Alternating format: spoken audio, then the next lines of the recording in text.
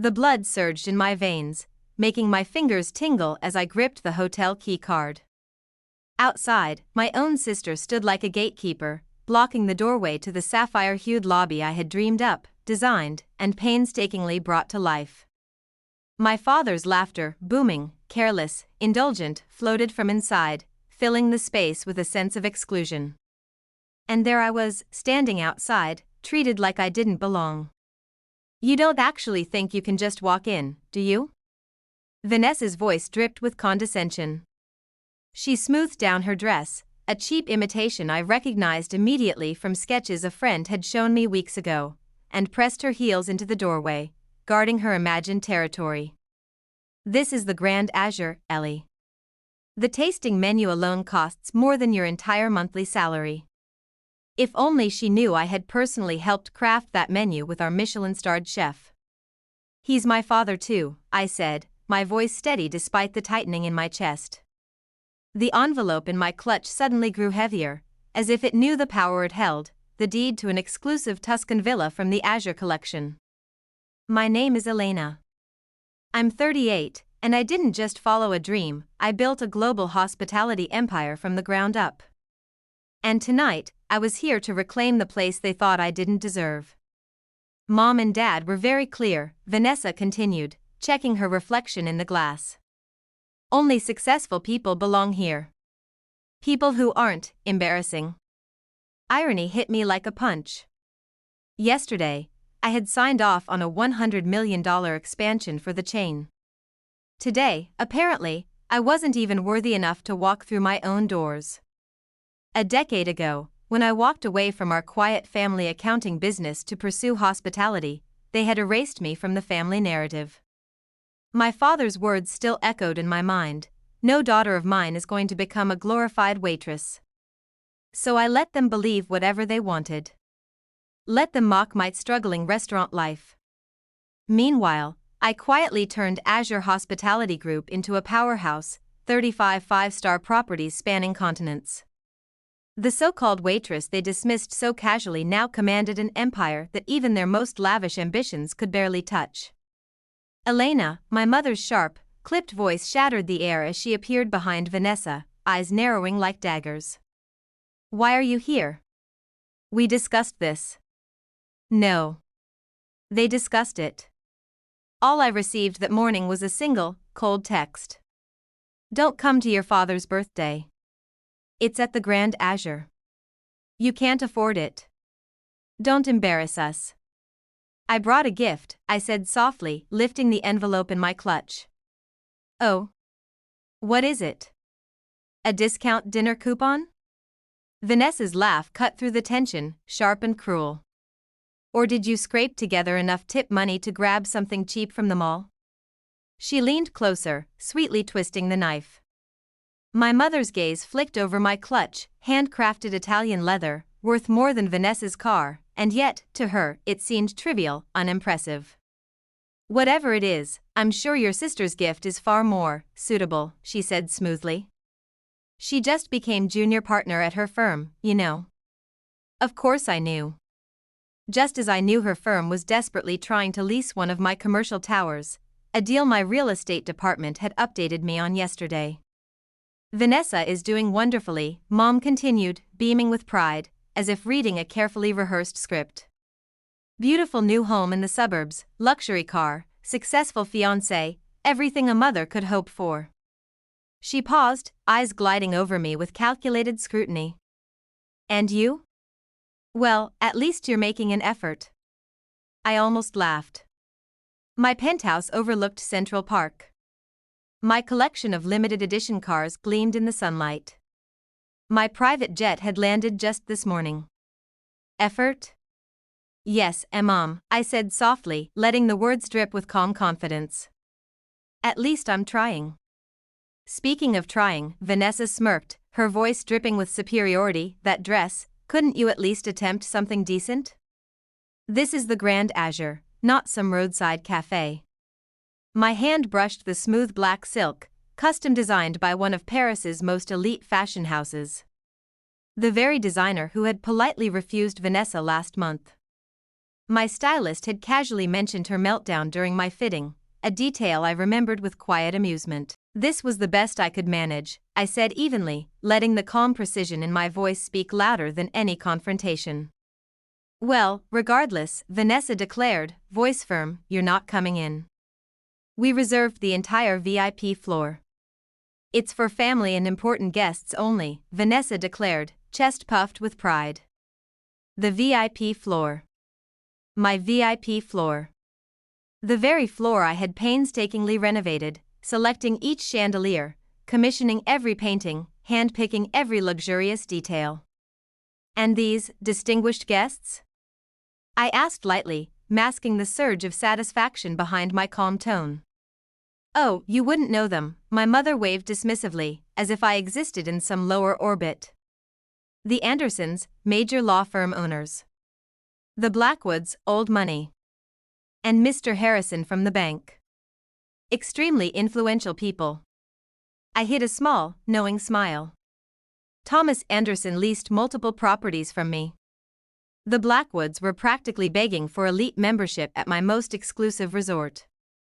And Mr. Harrison's bank? Pleading for investment approval from my finance group. Very influential indeed. Yes, I nodded softly. Very important indeed. Exactly, Vanessa said, her voice thick with superiority. So you understand why you can't be here. Imagine them discovering that dad's failure of a daughter is attending the party. Vanessa, Mom scolded gently, though the tiniest spark of pride betrayed her, be kind. Elena made her choices. Had she stayed with the family firm like you, life would be different. The same struggling family firm that rented a cramped office in one of my towers, always late on payments. Monthly reminders sent by my property manager. Just then, Gavin stepped out, adjusting his tie. "What's taking so low?" His words died mid-air when he saw me. He froze, jaw dropping, disbelief written all over his face. "Elena. I didn't think you'd show up." "Clearly not," I answered calmly, letting my composed tone underline the irony. "Gavin just became vice president at his bank," Mom added proudly. "Assistant vice president," I corrected instinctively, because my finance team had kept me perfectly updated on every institution I worked with. "Well, that's still far more impressive than whatever it is you do," Vanessa snapped, venom in her voice. "Assistant manager at some random restaurant chain, right?" I thought briefly of the executive meeting I had left earlier that morning, reviewing documents about potentially acquiring Gavin's bank outright. Those papers were probably still sitting on my desk in my private office, right here in my hotel. "Something like that," I said, voice calm, almost casual. "This is absurd," my mother declared sharply, frustration cracking her perfect facade.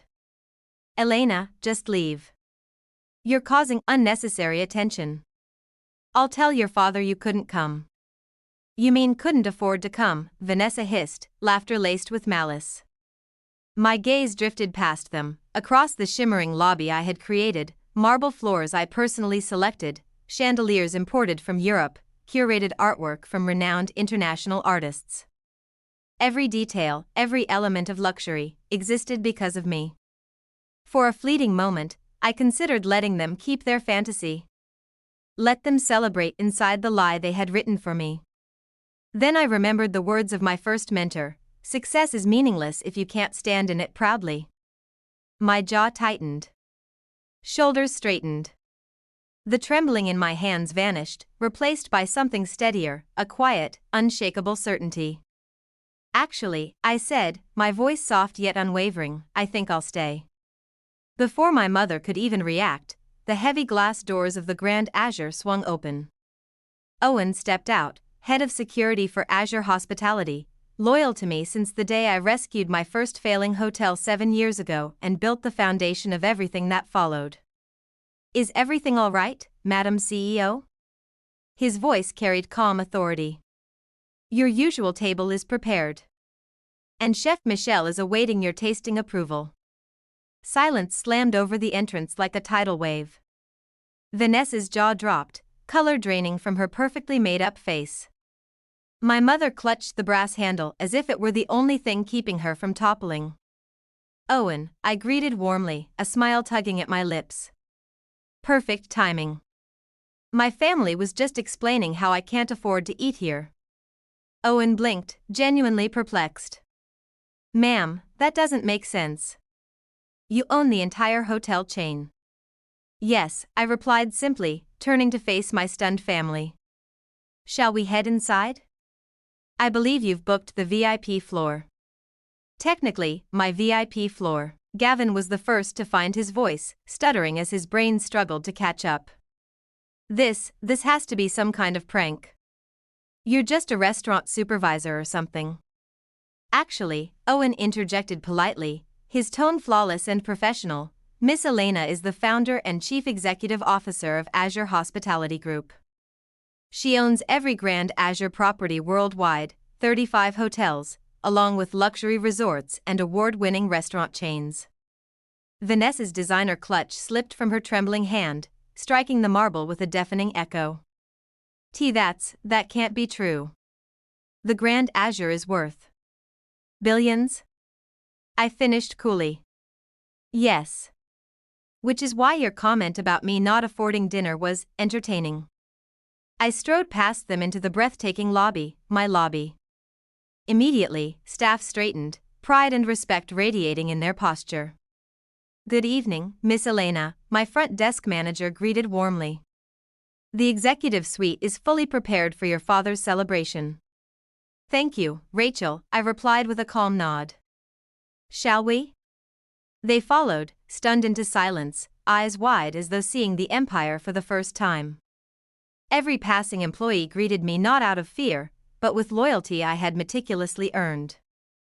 But, your dress, my mother finally whispered, her gaze lingering on the simple black gown she had mocked earlier. Custom Paris couture, I said casually. Somewhere around 30,000, I think. I stopped keeping track a long time ago.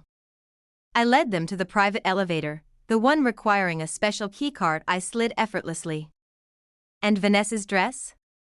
I added lightly. I'm afraid it's a replica.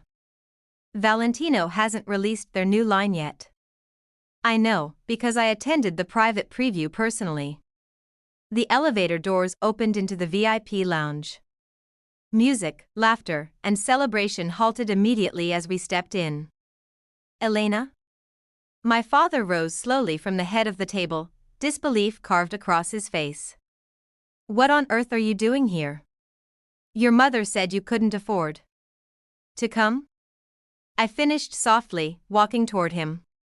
Happy birthday, Dad. I hope you don't mind me crashing in my own hotel. Your hotel? Mr. Harrison stepped forward, relief flooding his face. Miss Elena. If I'd known you were Robert Thompson's daughter, we've been desperately trying to schedule a meeting regarding that major loan proposal. Elena owns Grand Azure? Thomas Anderson joined, practically stunned. Robert, your daughter is the mysterious CEO buying half the city's luxury real estate? My father sank slowly into his seat, color draining from his face. All this time, when we assumed you were nothing more than an overpaid waitress. I arched a brow. Your exact words, if I recall correctly. From the very day I left the family firm to follow my own path. Why didn't you ever tell us? My mother demanded, clutching her pearls like a lifeline. Would you have believed me? I asked softly. You didn't trust me 10 years ago when I needed your encouragement. Why would I share my success with people who only equate value with money? I paused briefly, letting the weight of my words settle. Though ironically, I continued, my voice calm and unyielding, by that very measure, I now outrank everyone here combined. Vanessa collapsed into a chair, utterly drained. The villa in the south of France I tried renting last summer, the one that magically wasn't available.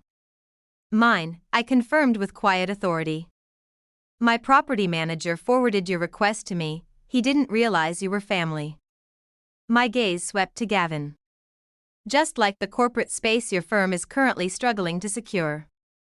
And mother, that exclusive resort membership you've been waitlisted for? Also mine. Elena, my father began shakily. I. Don't, I interrupted gently, raising a hand. I didn't reveal any of this to humiliate you, though you've done more than enough of that to me over the years. I did it because I'm done shrinking myself to protect your pride. I turned slowly toward the assembled guests, letting the weight of my words settle in the stunned silence. Please, enjoy the celebration. Everything tonight is complimentary. My treat. I stepped away a few paces, then glanced back, locking eyes with my father. Oh, and Dad? That envelope Vanessa refused to let me give you earlier? It's the deed to a villa in Tuscany, one of my most prestigious properties. Consider it a birthday gift, from your so-called failure daughter. The next hour felt almost surreal. People who had once ignored me at gatherings now clamored for meetings, investments, strategic partnerships. The Blackwoods practically begged for entry into my elite resort. Mr. Harrison cornered me urgently about his bank's loan proposal. Meanwhile, my family remained frozen, swallowed by silence. Vanessa's fiancé quietly vanished once it dawned on him that her future partnership depended on a lease she couldn't afford, in my building. Gavin darted from guest to guest, making frantic phone calls, trying to salvage what he could. My mother oscillated between tears and loudly insisting she'd always believed in me, though the effort rang hollow.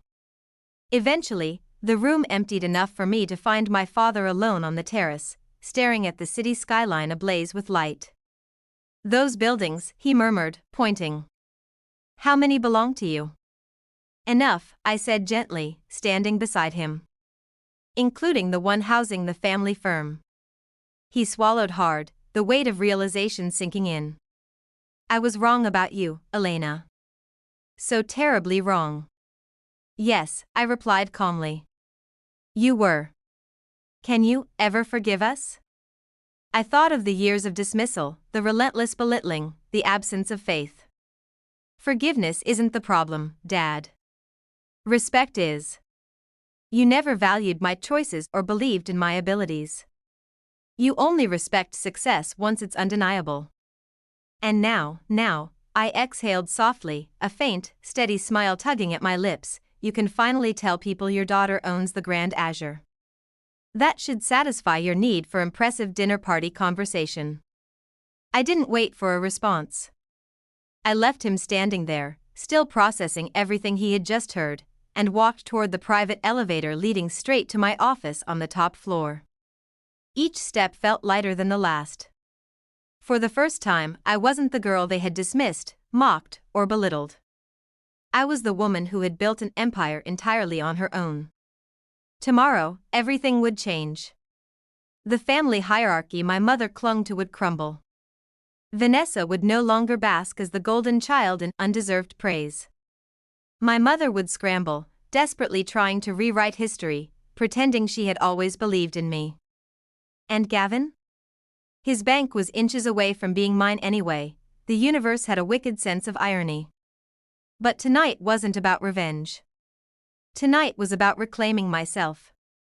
I finally had my place, not at their table, begging for acknowledgement, but at a table I had created, in a room I owned, under a roof I had paid for with every sleepless night, every sacrifice, every tear they never witnessed.